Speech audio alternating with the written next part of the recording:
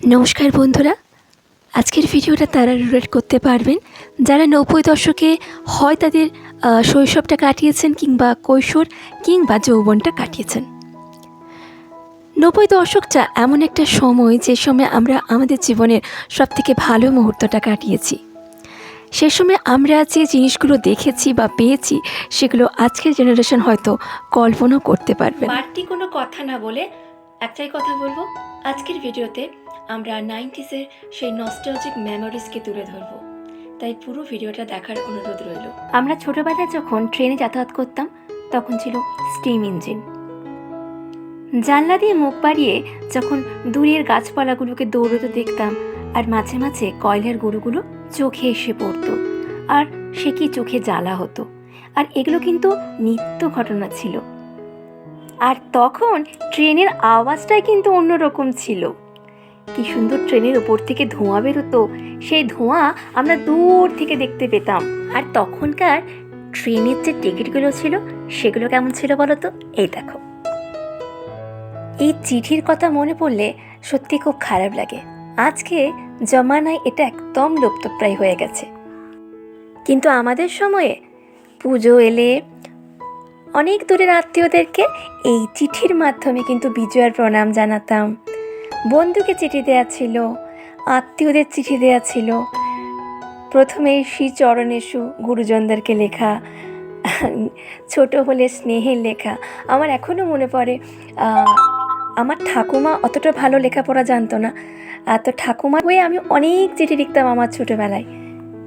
এই চিঠি নিয়ে অনেক মজার ঘটনা ঘটতো। অনেক সময় দেখা যেত কোনো আত্মীয় হয়তো আসবে বলে চিঠিতে বার্তা পাঠিয়েছে, চিঠি পৌঁছানোর আগে সেই আত্মীয় হয়তো বাড়িতে চলে আসতো।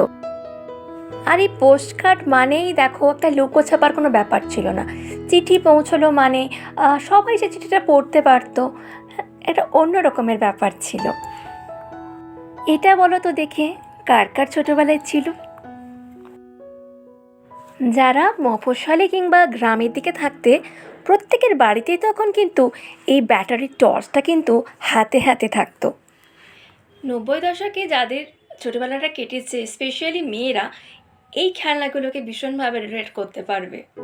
আমার মনে হয় অনেকেই তখন যারা মেলাতে ঘুরেছো এই পুতুলগুলোকে অবশ্যই দেখতে। কি চেনা চেনা লাগলো না? খুব সস্তার এই প্লাস্টিকের পুতুলগুলো ছিল। আমাদের ছোটোবেলায় 5 পয়সা 10 পয়সারও জিনিস কিন্তু পাওয়া যেত। ছোট ছোট চকলেট কিন্তু আমরা দেখেছি যেগুলো 5 পয়সা কি 10 পয়সা পাওয়া যেত। 90 দশকের প্রথমার্ধে টক মিষ্টি স্বাদের এই লেবু চকলেট 10 পয়সায় পাওয়া যেত। পরে অবশ্য দাম বেড়ে 20, 25, তারপরে 50। এই সময় মেলা ঘুরতে যাওয়া মানে বাচ্চা মেয়েদের কাছে প্রধান আবদার ছিল এই যে খেলনা বাটি কেনা। 90 দশকের কথা বলবো অথচ টেপ রেকর্ডার আর ক্যাসেটের কথা বলবো না, তা কি হয়? 90 দশকে একের পর বলিউডে দুর্দান্ত দুর্দান্ত সিনেমা, তাদের দুর্দান্ত গান, আর সেগুলো যখন ক্যাসেট হিসেবে আসতো না, হট কেকের মতো উড়ে যেত। আমরা তখন ছোট, কিন্তু বাড়ির বড়রা তো সেসব ক্যাসেট নিয়ে আসতো, আর তারপরে সারা দিন ভর টেপ রেকর্ডারে বাজতো সেই সব গান। মাঝে মাঝে আবার বিভ্রাট ঘটতো, ক্যাসেট জড়ে যেত টেপ রেকর্ডারের মধ্যে, তারপর সেই পেন দিয়ে কিংবা পেন্সিল দিয়ে সেই জড়িয়ে যাওয়া ক্যাসেটকে রিলটাকে বের করা, আবার সেটা ক্যাসেটে ঢোকানো। ওফ! অডিও ক্যাসেট ছাড়াও তখন সিডির কিন্তু যুগ ছিল না, তখন ভিডিওরও ক্যাসেট পাওয়া যেত। সেই সব ক্যাসেট দেখতাম আমার কি বলতো ভিসিআর দিয়ে। 90 দশকে যে খেলাগুলো খেলা হতো সেগুলো আর চোখেও দেখতে পাওয়া যায় না। অলিতে গলিতে ছেলেদের দেখা যেত মার্বেল নিয়ে খেলতে, লাটিম নিয়ে খেলতে, বন্ধুকে কোনো নারকেল গাছের ডালে বসে সেই ডালকে রাস্তার উপর ধরে ধরে টেনে টেনে একটা মজার খেলা খেলা হতো।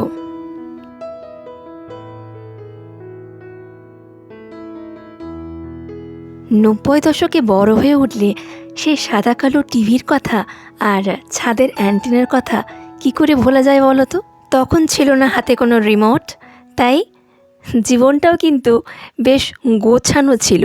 মুহূর্তে মুহূর্তে চ্যানেল চেঞ্জ করাও ছিল না, তখন চ্যানেল ছিলই বা কটা। মাঝে মাঝে টিভিতে সেই ছবি ঠিকঠাক আসতো না, ছবিগুলো যেন নাচ করতো মনে হতো।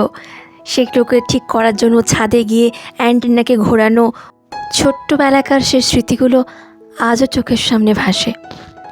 90 দশকে লোডশেডিংয়ে চুপ পড়লে কি খুব ভুল বলা হবে? সন্ধ্যে থেকে বারবার পাওয়ার চলে যাওয়াটা একদম নিত্য নৈমিত্তিক ঘটনা। আর তখন আমাদের একমাত্র ভরসা হাতে হারিকেন। ওই সময় হারিকেনের আলোয় পড়াশুনো করনি এমন মানুষ বোধহয় খুঁজে পাওয়া যাবে না।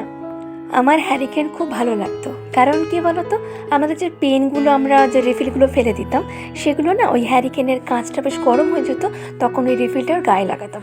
তো কাঁচের ওই গরমটা রিফিলে পেতো, মানে প্লাস্টিকটা গলতো, আর তারপরে সেটাকে ফু দিলে একটা কি সুন্দর বেলুনের মতো হতো। আবার অনেক সময় মশা কামড়াতো, সেই মশাগুলোকে মারতাম, মশাগুলোকে মেরে জড়ো করে ওই হ্যারিকেনের আলোর মধ্যে, আগুনের মধ্যে ফেলতাম। এই একটা মজার খেলা ছিল আমাদের। ওই দর্শকের মেমোরিজের কথা বলা একটা ভিডিওর মাধ্যমে আমার মনে হয় এটা একদম সম্ভব না, সেজন্য আজকের পার্টে শুধুমাত্র এটুকু বললাম। নেক্সট পার্টে আমার 90 দশকের আরও মেমোরিজের কথা বলবো। আর আজকের ভিডিওটা কেমন লাগলো সেটা অবশ্যই জানাবেন। তো এখানেই ভিডিওটা শেষ করছি, দেখা হবে খুব শিগগিরই আপনাদের সাথে আবার অন্য ভিডিও নিয়ে।